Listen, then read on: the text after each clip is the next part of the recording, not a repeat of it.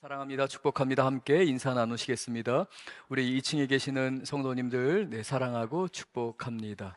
제가 지난주에 이제 아침에 와서 우리 2층에서 예배하시는 정호 집사님 한번 뵀으면 좋겠다 싶었었는데요. 우리 좀 못 뵌 부분이 좀 있어서 좀 아쉬웠습니다. 정호 집사님을 위해서 제가 계속 기도하고 있음을 또 이 자리를 빌어서 고백합니다. 제가 미국에서 3주를 이제 채 못 됐지만 3주 정도를 지내면서 두 군데 교회를 방문을 하게 됐습니다. 미국에 있는 동안에 하나님 주일날 예배할 때 제가 배울 수 있고 또 우리 석천제일교회를 위해서 좋은 경험할 수 있는 교회에 하나님 이제 예배할 수 있도록 인도해 주세요 해서 미국 교회 한 곳과 한국 교회 한 곳을 방문하게 됐습니다. 많이 배웠고요. 또 그곳에서 많은 것을 깨닫게 됐습니다. 그러면서 또 한 가지 깊이 알게 된 것 가운데 하나가 모든 교회가 장단점이 있다는 것을 또한 보게 됐습니다. 한 부분을 잘하게 되면은요, 다른 부분에 있어서 조금 부족한 것이 사실입니다. 작은 교회는 작은 교회대로, 또 큰 교회는 큰 교회대로 각자의 장단점이 있는 것들을 보게 됐습니다. 그러면서 저희 교회에 대한 또 장점과 단점을 또한 생각해 보게 되었는데요. 그러는 가운데 제가 거부할 수 없는 한 가지 결론은 우리 석천제일교회는 참 좋은 교회다라는 겁니다. 너무 훌륭하신 우리 원로 목사님과 사모님, 우리 당회원, 우리 장로님들, 그리고 우리 부목사님, 또 전도사님들, 우리 지역장님들, 우리 권사님들, 집사님들 한 분 한 분이 얼마나 소중한지 몰라요. 그래서 이 시간 한 번만 더 인사할 때 불을 다시 한번 좀 밝혀주실 때 우리 교회 좋은 교회입니다. 이렇게 좀 서로 인사 나누시면서 좋으시겠습니다. 좋은 교회를 다니셔서 좋으시겠습니다. 이렇게 함께 좀 인사 나누시면 감사드리겠습니다. 우리가 봉독한 오늘 민수기 6장 24절에서 26절 저희가 에베소서 6장 말씀을 함께 나누어야 되는데요. 분량이 좀 길어져서 좀 한 부분에 좀 선택과 집중으로 하기 위해서 온유한 부모가 겸손한 부모가 자녀들을 위한 그 축복의 기도, 축복의 통로가 되는 부분에 대해서 함께 나누고자 합니다. 이 민수기 6장 24절에서 26절은 세 가지의 축복이 등장하게 됩니다. 첫 번째 축복은요, 어떠한 삶의 위협 속에서도 우리 삶의 울타리가 되어 주시는 하나님, 우리의 삶에 성벽이 되어주시는 우리 하나님께서 완벽하고 궁극적인 보호를 베풀겠다, 지켜주겠다 라는 축복입니다. 두 번째 축복은 그러한 하나님의 지키심 가운데에서 때로는 우리가 아무 자격이 없는 것처럼 보일 수 있지만 우리를 언제나 기쁘게 용납해 주시는 하나님의 은혜가 너희에게 임할 것이다 라는 축복입니다. 마지막 세 번째로는 우리의 모든 삶의 환경을 초월해서 우리에게 부어지는 하나님의 평강이 너희에게 넘칠 것이다 라는 이 세 가지의 축복의 내용이 등장하게 됩니다. 이러한 오늘 본문의 내용을 이해한 상태에서 오늘 이 기도가 오늘 이 본문이 등장하게 되는 역사적인 배경을, 성경의 배경을 먼저 우리 성도님들께 좀 말씀을 드린 후에 본문의 의미 그리고 이 축복 기도의 의미에 대해서 좀 더 자세히 살펴보겠습니다. 우리 성도님들의 좀 상상력을 좀 동원했으면 좋겠습니다. 시내산 광야입니다. 그리고 아주 험악한 시내산이 앞에 놓여 있습니다. 하나님께서 이스라엘 백성들을 그 시내산 그 광야 가운데 다 불러 모으셨습니다. 남자만 60만입니다. 아마 모든 것들을 다 숫자를 세게 되면 250만에서 300만 정도, 아마 400만까지도 육박하는 어마어마한 무리의 한 민족이 그 시내산 광야 앞에 서 있습니다. 그 광야 가운데서 하나님의 성막을 뒤로하고 아론이 그 이스라엘 백성들을 향해서 축복하며 기도하는 장면을 좀 상상해 보시면 좋겠습니다. 그런데 이 축복의 기도가 등장하기까지 약 1년여 기간 동안에 이스라엘 백성들에게는 아주 특별한 사건들이 벌어지게 되어 있습니다. 먼저 첫 번째로 우리가 살펴봐야 되는 것은 이 1년의 기간 동안이 시작하게 된 배경입니다. 이스라엘 백성들은 아브라함에게 주신 그 하나님의 축복 가운데서 요셉을 통해서 그들을 보호하시고 이끄시는 하나님의 은혜를 경험하게 됩니다. 약 70명에서 75명으로 기록되는, 그러니까 요셉이 이집트에서 낳은 그 아들들이 있잖아요. 그 부인과 자녀들이 있는데요. 이 숫자를 제외하고는 70명의 야곱의 가족들이 이집트로 내려가게 됩니다. 하나님이 복을 주셨어요. 축복하셨어요. 그래서 그들의 그 민족이 300만에서 400만에 육박하게 되는 큰 민족을 이루게 됩니다. 그런데 요셉을 알지 못하는 바로 왕 이후부터는 이스라엘 백성들에게 억압이, 그리고 핍박이, 그리고 고난이 시작됩니다. 그 종살이를 400년 동안을 하게 될 때에 그들은 울부짖게 됩니다. 하나님 분명히 우리를 축복하신다고 하셨는데, 우리가 하나님의 자녀가 되고 아브라함의 축복을 누리는 사람들이라고 말씀하셨는데, 하나님, 우리가 왜 이렇게 고난받습니까? 왜 이렇게 종살이를 하는 겁니까? 자유를 빼앗기게 되고 재산을 빼앗기게 되고 심지어는 자녀를 빼앗기는 상황까지 놓이게 됩니다. 아무 힘이 없는 종살이를 하게 되는데 그걸 400년 동안 하게 됩니다. 그럴 때 하나님이 준비하신 게 바로 모세입니다. 하나님이 모세를 준비하셨습니다. 그리고 그 모세가 80이 되었을 때 비로소 하나님은 그의 힘이 다 빠진 것처럼 보일 때에 모세로 하여금 이스라엘 백성들을 이끌게 하셨습니다. 마침내 출애굽을 하게 됩니다. 그런데 그 고센 땅을 떠나서 이스라엘 백성들이 하나님이 약속하신 곳까지 나아갈 때 제일 먼저 부딪힌 장애물은 바로 홍해라는 자연의 장애물이었습니다. 그리고 뒤에서는 애굽의 최정예의 기마병들이 그들을 죽이기 위해서 아주 강한 속도, 빠른 속도로, 그리고 강한 모습을 띠며 달려오고 있습니다. 앞에는 홍해이고 뒤에는 이집트의 기마병들이 있습니다. 그때 하나님은 기적을 베푸셔서 홍해를 가르시는 역사, 그리고 강한 동풍을 불게 하시면서 홍해를 가르셨을 뿐만 아니라 그 땅을 마르게 하셨습니다. 이스라엘 백성들은 그 땅을, 그 바다를 마른 땅으로 걸어가게 됩니다. 뒤따라오던 이 애굽의 기마병들을 하나님이 구름 기둥을 통해서 그 구름 기둥 가운데에 그들을 몰아넣으시고 좌우를 분별하지 못하게 하면서 그들을 꽁꽁 묶어 두십니다. 그리고 아주 오랜 시간이 걸리는 이 300만에서 400만의 그 긴 행렬이 지나가는 그 이스라엘 백성들이 홍해를 건너기까지 하나님이 그들을 꽁꽁 묶으십니다. 그리고 그들이 다 건넜을 때에 하나님은 그 구름 기둥을 옮기시죠. 그리고 애굽의 병사들은, 그 기마병들은 이스라엘 백성들이 건넌 그 홍해 바다를 향해서 달려가게 됩니다. 그 싸움을 끝까지 싸우겠다는 거죠. 그때 하나님은 홍해를 다시 덮으십니다. 그리고 그 수많은 기마병들이 홍해에 다 갇히게 되죠. 그곳에 잠겨서 죽을 수밖에 없었습니다. 하나님이 그 기적을 행하셨습니다. 놀라운 기적입니다. 그 기적을 경험한 이스라엘 백성들, 그러나 며칠이 못 되어서 가지고 온 물이 다 떨어지게 됩니다. 그 사막길을 가는 동안에, 그 험한 길을 가는 동안에 물이 없으면 살 수가 없습니다. 그러자 불평불만이 쏟아져 나오기 시작합니다. 심지어는 모세와 아론을 대적하기까지 합니다. 그것은 하나님을 대적하는 것이었습니다. 그때 하나님은 물을 허락하십니다. 쓴물을 단물로 만드시며 그들에게 먹을 것을 주십니다.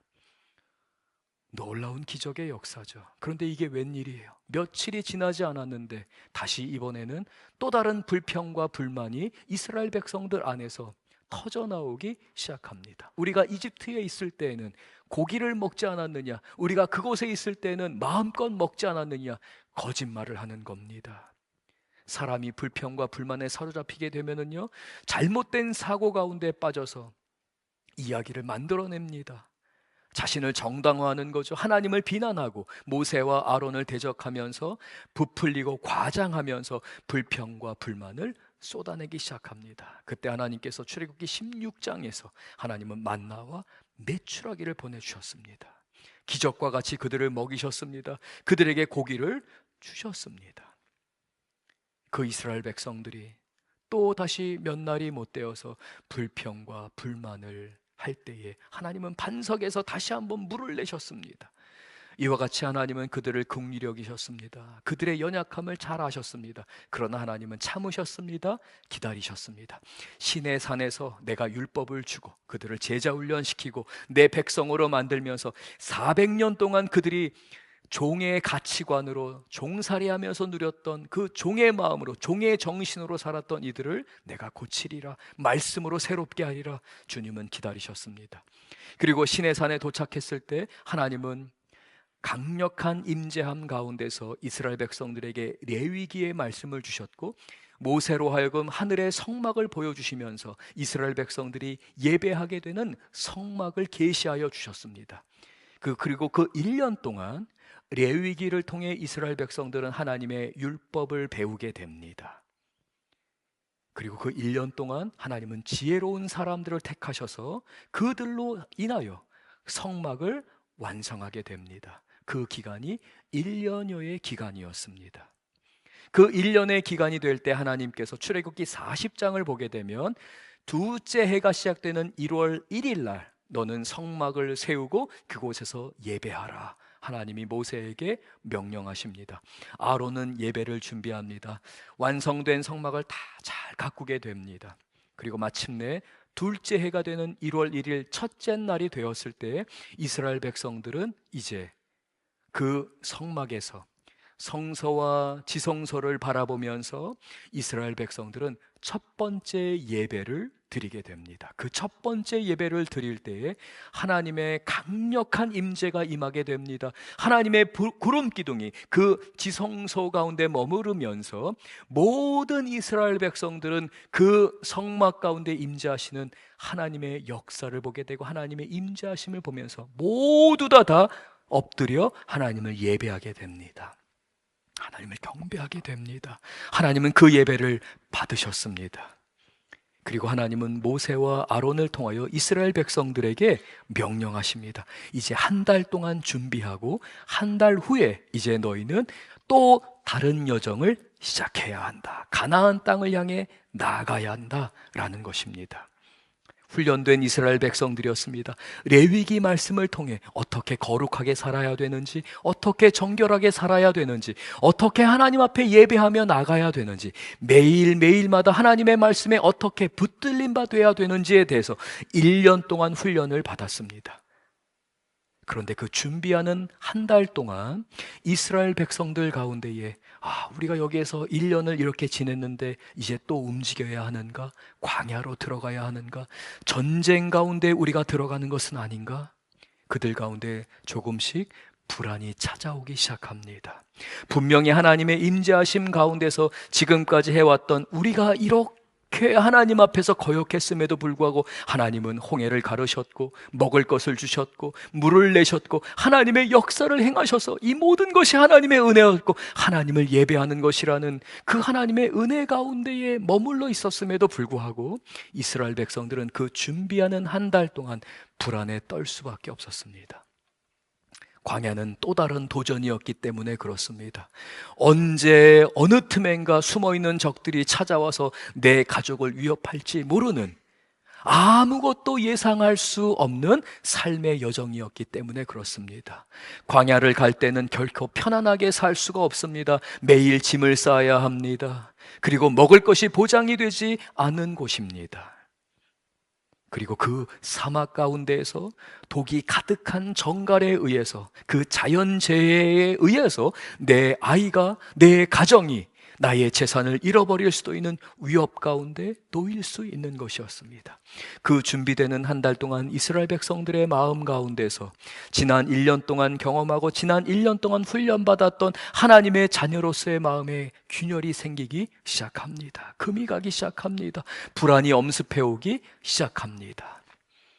그때 하나님께서 모세와 아론에게 말씀하십니다. 이스라엘 백성들을 모으라 라고 말씀하십니다.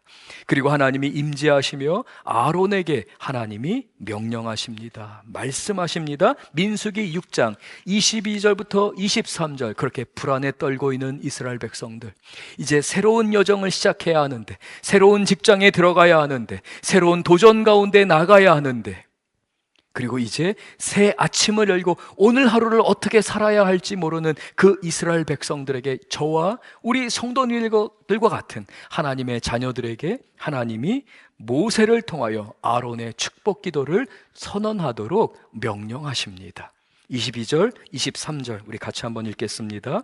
여호와께서 모세에게 말씀하여 이르시되 아론과 그의 아들들에게 말하여 이르기를, 너희는 이스라엘 자손을 위하여 이렇게 축복하여 이르라.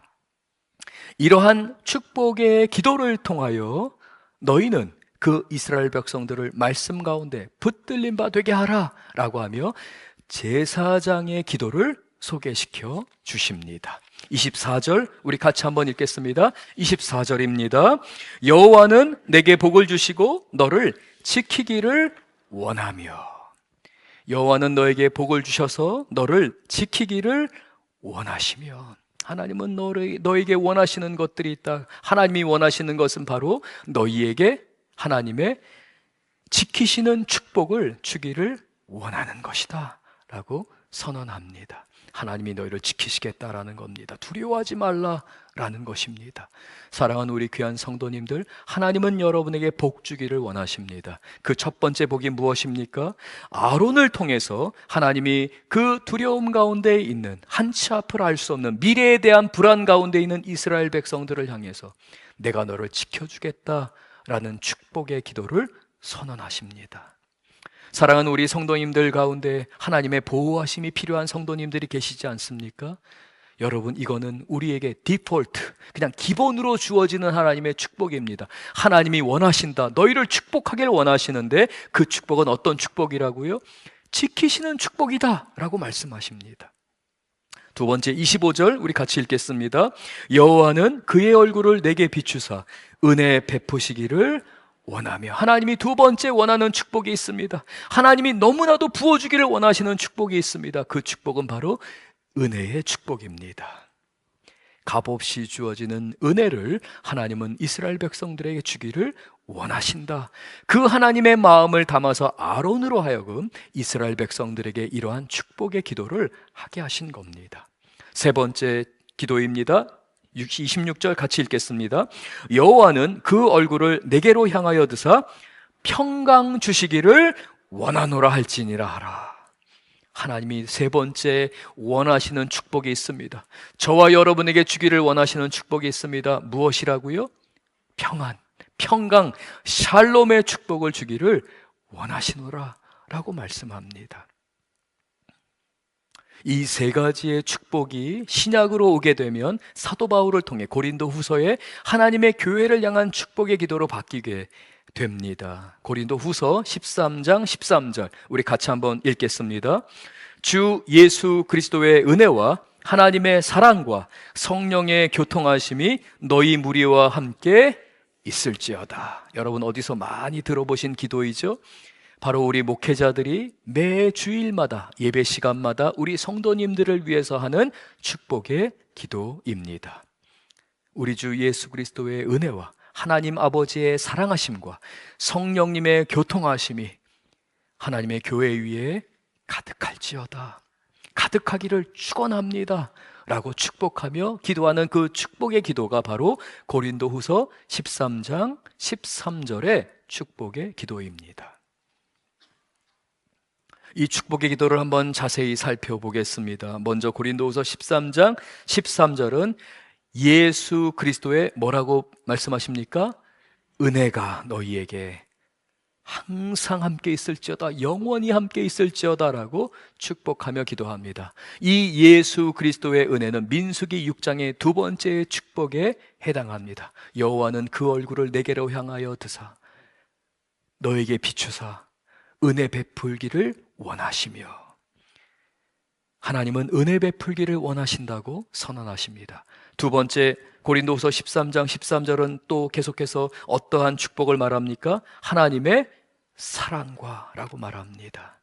이 하나님의 사랑은 바로 지키시는 사랑, 보호하시는 사랑, 하나님께서 강력한 역사로 말미암아 성벽이 되어주시고 울타리가 되어주시는 바로 그 하나님의 사랑을 말합니다. 품어주시는 사랑입니다.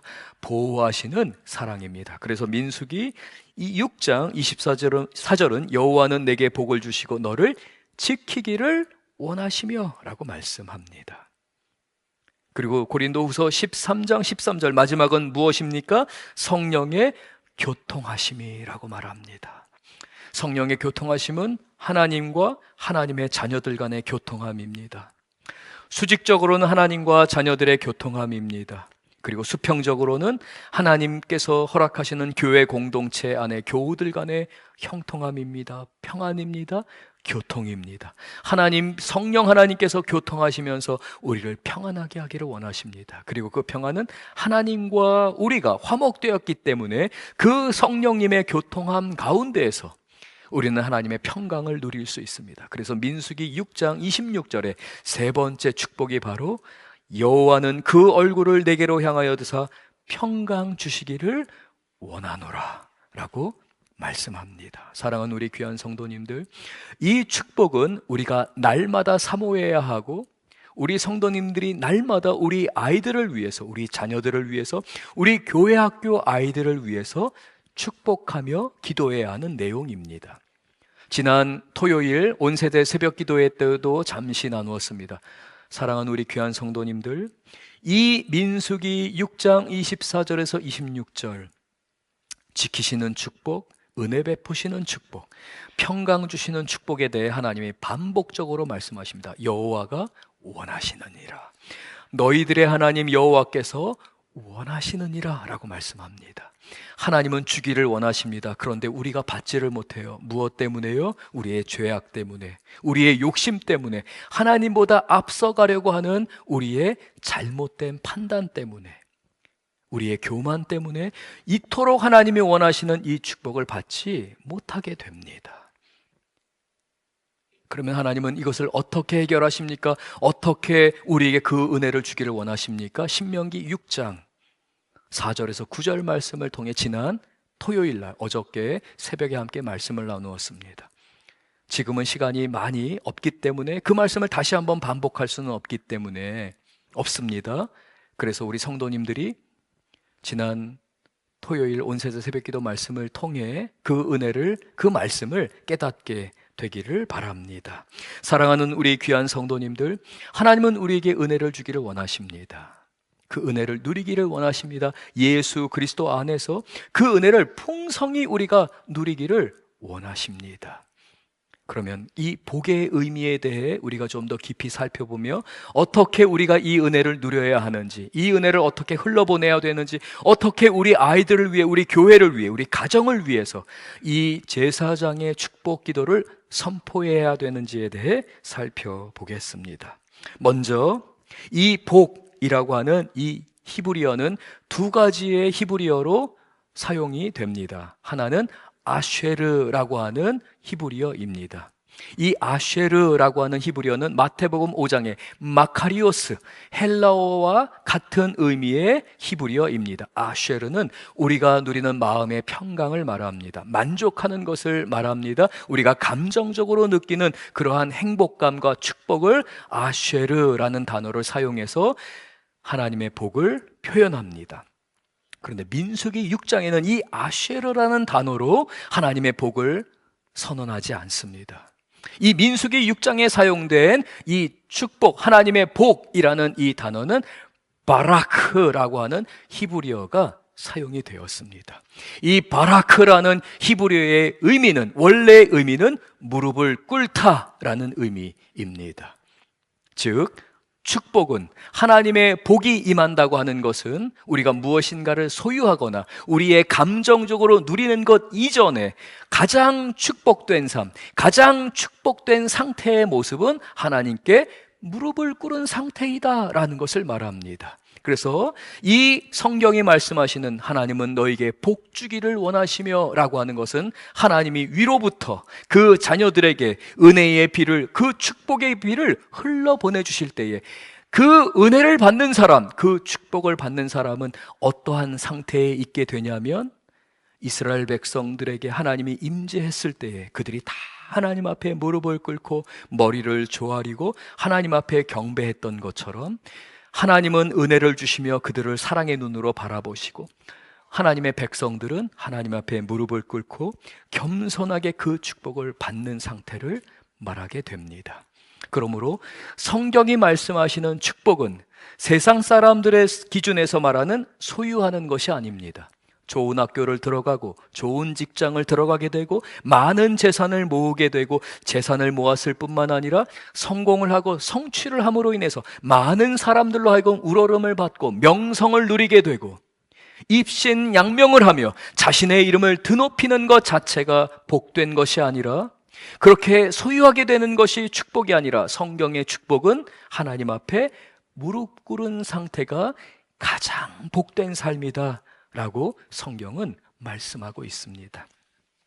사랑하는 우리 귀한 성도님들, 욕심을 부려서는 결코 하나님의 축복을 온전히 누리지 못하게 됩니다. 세상의 기준과는 완전히 다른 기준을 성경은 우리에게 말씀하며 여호와는 너희에게 복 주기를 원하시노라 라고 선언하고 있습니다. 그러므로 우리에게 필요한 것은 바라크의 자세입니다.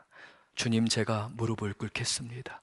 하나님 앞에 저는 모든 것을 다 내려놓습니다. 오직 주님만을 바라봅니다. 주님이 선하십니다 라고 하는 것입니다. 그리고 오직 하나님께만 무릎을 꿇는 것을 말합니다.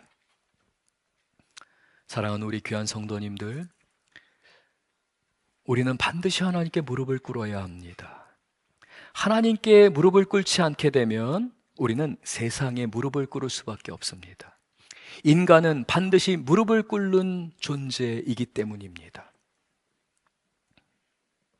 하나님께 무릎을 꿇지 않는 사람은 세상의 가치관과 기준에 굴복하고 무릎을 꿇게 됩니다. 하나님께 무릎을 꿇은 사람만이 세상을 향하여서 담대해질 수 있습니다. 세상을 향하여서 리더가 될 수 있고요. 세상을 향하여서 하나님의 축복을 흘러보내는 복의 근원이 될 수가 있습니다. 어느 날 엘리야가 하나님 저만 남았습니다 라고 할 때 하나님이 엘리야에게 이렇게 말씀하십니다. 아직 바알에게 무릎을 꿇지 않은 7천의 사람이 기도하고 있다라고 말씀하십니다. 이 바알에게 무릎을 꿇지 않은 7천의 사람은 누구에게 무릎을 꿇었기 때문에 그 생명의 위협 가운데서도 그 아합과 이세벨의 그 간악하고 잔혹한 그러한 통치 가운데서 세상을 향하여 무릎 꿇지 않고 나아갈 수 있었습니까? 하나님께 무릎을 꿇었기 때문에 그렇습니다. 사랑하는 우리 귀한 성도님들, 그래서 영국의 유명한 복음 증거자 조지 휘필드는 이렇게 말합니다. 하나님께 무릎을 꿇은 사람만이 세상을 향하여 선한 영향력을 끼칠 수 있다라고 말합니다. 그러므로 하나님의 축복은 무릎 꿇는 자가 누리는 축복이며, 하나님께 무릎을 꿇었기 때문에 세상을 향하여서는 우리가 어떻게 나갈 수 있습니까? 담대히 나갈 수 있는 겁니다. 그런데 우리는 날마다 그 순서가 뒤바뀝니다. 세상에서 지금 내가 어느 위치에 있는지, 어느 학교를 다니고 있는지 다른 사람과 비교합니다. 내가 다른 사람에 비해서 얼마나 많은 재산을 갖고 있는지, 내가 얼마나 많은 것을 누리고 있는지, 어느 회사를 다니고 있는지, 어느 직위에 있는지, 이건 세상 사람들의 기준일 뿐입니다. 우리는 그러한 비교의식을 예수 그리스도의 이름으로 물리쳐야 할 줄 믿습니다. 사랑하는 우리 귀한 성도님들, 하나님께 무릎 꿇는 사람은 하나님의 복을 누리게 됩니다. 하나님의 축복을 온전히 누리게 되는 것이죠. 그러므로 우리 사랑하는 성도님들, 우리 성도님들은 예수님을 바라보면서, 예수님은 결코 세상을 향하여 무릎을 꿇지 않으셨습니다. 하나님께 순종하셨습니다. 그러므로 우리 성도님들은 날마다 자기의 십자가를 지고 주님을 따르는 우리 귀한 성도님들 되실 줄로 믿습니다. 제가 미국에 가서 한 2주 정도 결혼식을 준비했습니다. 한국에서 28일 날 떠나게 되고요, 5월 8일이 저희 딸아이의 결혼식이었습니다. 정신없이 지냈습니다. 정말 눈꽃 뜰 새 없이 그냥 그 결혼식을 향해서 그냥 모든 하루가 다 지난 것 같아요. 그러면서 기도했습니다. 하나님 축복해 주세요. 우리 딸이 주인공이 되게 해주세요. 하나님, 우리 아이가 얼마나 축복의 아이인지를 하나님 누리게 해주세요. 이 결혼식이 예배와 같이 하나님의 임재하심이 가득하고 하나님의 이름을 높여드리는 그러한 기쁨이 가득한 예배, 하나님의 은혜가 충만한 그러한 결혼식이 되게 해주세요. 제가 그렇게 기도하면서 결혼식을 준비했습니다. 근데 여러분, 이 결혼식을 하거나 이 가정에 어떤 중요한 행사가 있을 때마다 꼭 그런 사람들이 있잖아요. 초치는 사람들, 그 자리에 와서는 안 되는 사람들, 꼭 한두 명은 꼭 있습니다. 꼭 있어요. 저희 딸의 결혼식에도 저 사람이 왜 왔지? 저 사람 정말 이 결혼식을 축복하기 위해서 온 게 맞나? 우리 성도님들이 때로는 기뻐할 때 함께 기뻐해주고 슬퍼할 때는 함께 기뻐해주는 사람이 옆에 있기를 원하는 심정 잘 압니다. 우리의 마음이 그렇습니다. 이게 인지상정입니다. 그런데 그 사람이 왜 왔는지 저도 그냥 너무 화가 나는 거예요. 제 친구 목사님, 제가 초대한 목사님들이 목사님 저 사람 왜 왔어요? 몰라요. 우리는 안 초대했는데 왜 왔는지 모르겠어요. 목사님 저 사람 때문에 마음 어렵지 않으세요? 어려워요. 어떻게 해야 될까요? 정말 우리 딸을 보호해주고 싶고 이 결혼식이 우리 딸을 축복하는 것으로만 가득하기를 원하는 마음이었어요. 근데 하루가 지났습니다. 제가 설교를 준비하고 우리 성도님들을 위해 기도하는데 자꾸 그 얼굴이 떠올라요. 주님, 그 인간이 왜 왔을까요? 그 사람 때문에 결혼식 망친 것 같아요. 제 마음에 그런 마음이 들었습니다. 설교를 준비합니다. 바라크, 하나님 앞에 무릎 꿇는 삶이 축복된 삶이다. 그러면서 주님이 제 마음에 말씀하셨습니다. 장순아, 너는 내 앞에 무릎을 꿇고 있느냐? 네가 왜 이렇게 분노하느냐? 왜 네가 아쉬워하느냐? 나는 너희 딸을 지키고 너희 딸에게 은혜를 주고 너의 딸에게 평강 주기를 원하노라. 나는 네가 그러한 축복의 통로가 되기를 원하는데, 너는 내가 그렇게 복 주기를 원하는데, 그 은혜를 흘러보내기를 원하는데, 너는 왜 엉뚱한 사람을 바라보면서 후회하고 아쉬워하고 차라리 그 사람이 없었더라면, 차라리 그게 아니었더라면 이라고 하면서 너는 왜 굴복하지 못하느냐? 왜 무릎을 꿇지 못하느냐? 너는 무릎을 꿇어라. 나를 인정하라.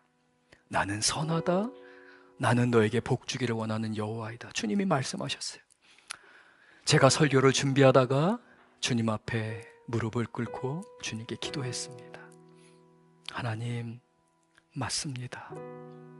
하나님 복 주기를 원하시는데 하나님, 제가 너무 앞서갔습니다. 제가 교만했습니다. 제 감정만 앞세웠습니다. 저의 기준으로 우리의 삶을, 저의 삶을, 우리 아이들의 삶을 하나님 바라보았습니다. 그리고 제가 주님 앞에 무릎을 꿇고 주님께 기도하기 시작했습니다. 주님, 저는 아무것도 아닙니다. 제가 할 수 있는 게 없습니다. 주님, 저를 깨트립니다. 저의 십자가를 지고 주님 앞에 나아갑니다. 저는 십자가에 죽었습니다. 하나님, 그것조차도 제가 인정하겠습니다. 하나님, 그 사람이 우리 딸아이의 결혼식에 있는 것조차도 하나님의 뜻임을 인정합니다. 제가 주님 앞에 그렇게 기도하기 시작할 때 저에게 한없이 부어주는 하나님의 은혜를 경험하게 되었습니다. 영적으로 제가 보지 못했던 눈을 뜨게 해주시면서 하나님께서 보호하시고 은혜 주시고 평안하게 하시는 은총이 우리의 가정에 가득한 것을 눈으로 볼 수 있게 되었고, 그 은혜 가운데서 하나님께서 우리 석천제일교회를 향해서 기도하는 목회자, 사랑하는 성도님들을 섬기는 목회자로서 어떻게 우리 성도님들을 축복해야 하는지에 대해서 깨닫게 해주셨습니다. 사랑하는 우리 귀한 성도님들, 우리가 함께 이 시간 오늘 말씀을 통하여 함께 찬양하길 원합니다. 우리 찬양팀 앞으로 다 나와주시면 감사드리겠습니다. 하나님께서 이 아론으로 하여금 이 민수기 6장의 축복 기도를 언제 선언하게 하셨냐면 바로 이스라엘 백성들이 새로운 여정을 가야 할 때에, 새로운 도전 앞에 놓여 있을 때에, 새 아침을 시작해야 할 때에, 새로운 꿈을 꿔야 할 때에, 새로운 도전 가운데 나가야 할 때, 이 전쟁은 너에게 속한 것이 아니야. 너는 내가 지켜줄 거야. 이 전쟁은 나에게 속한 것이야. 가르치고자 하실 때에 하나님이 아론에게 이 기도를 선언하게 하셨습니다. 우리 이 시간 다 같이 함께 일어나셔서 그 아론의 축복 기도가 선언된 것을 기억하면서 이 찬양의 가사를 생각하며 우리 함께 우리 자녀들을 위해서, 우리 교회 학교를 위해서 함께 축복하며 기도하겠습니다. 찬양하겠습니다. 함께 찬양합니다. 주 내게 복 주사 주 너를 지키시고 은혜 베푸시네 그 얼굴 비추사 평안 주네 주 내게 복 주사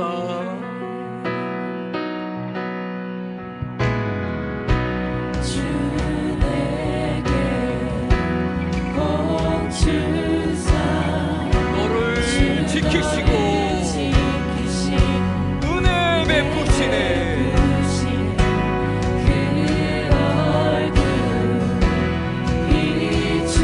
평안을 주십니다. 아멘. 주님 영광 받아 주시옵소서. 축복하여 주시옵소서.